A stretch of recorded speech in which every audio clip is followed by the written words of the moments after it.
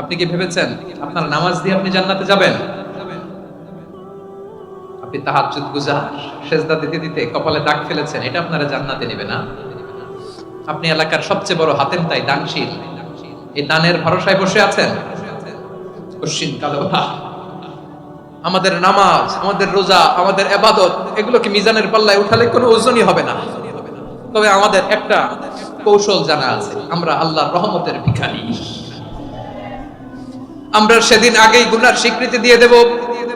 আমরা বলবো, আল্লাহ তুমি প্রশ্ন করার আগে তোমার একটা কথা বলি, আমারে কিছু জিজ্ঞেস করো না, আমি সব করেছি। এমন কোন পাপ নাই যে পাপ আমারে দিয়ে হয় নাই।